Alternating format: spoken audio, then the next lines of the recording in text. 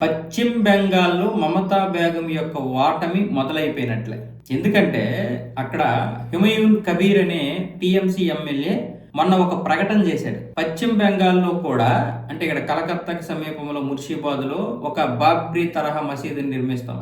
దాంతో టీఎంసీ అతన్ని వెంటనే సస్పెండ్ చేయించింది. పార్టీ నుంచి బహిష్కరించింది. అయినా సరే కబీర్ ఏం చేశాడంటే నేను మాత్రం బాబ్రీ తరహా మసీదు నిర్మాణాన్ని ఆపను అంటూ నిన్న శంకుస్థాపన కూడా చేసేసాడు. కొన్ని వేల మంది ముస్లింలు వచ్చారు. అక్కడ ప్రతి ఒక్కరు బెడ్డ పట్టుకుని వచ్చారు, మట్టి బెడ్డ. వాళ్ళు వచ్చారు, ఆ డబ్బులు కూడా ఇచ్చారు, చాలా మంది విరాళం ఇచ్చారు. ఒక వ్యాపారవేత్త ఒకే ఒక వ్యక్తి 80 కోట్ల వరకు ఇచ్చాడంట. ఈ 80 కోట్లతో మొదట అక్కడ మసీదుని నిర్మించి ఆ తర్వాత మరో 200 కోట్ల రూపాయలతో అక్కడ అభివృద్ధి కార్యక్రమాలు చేస్తామని ప్రకటించాడు. అంతేకాకుండా కబీర్ ఏమంటున్నాడంటే 15 సంవత్సరాలుగా మమతా బెనర్జీ విపరీతమైనటువంటి గర్వంతో ఉంది.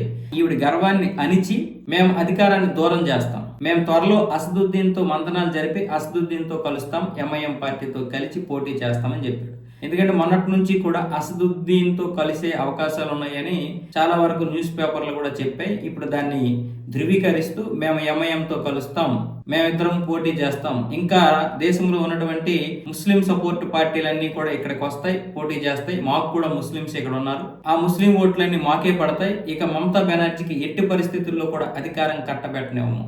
బాబ్రీ తరహా మసీదుకి ఎప్పుడైతే శంకుస్థాపన చేశామో అప్పుడే మమతా బెనర్జీ ఓటమికి కూడా శంకుస్థాపన జరిగిపోయింది అన్న విధంగా కబీర్ అయితే మాట్లాడాడు.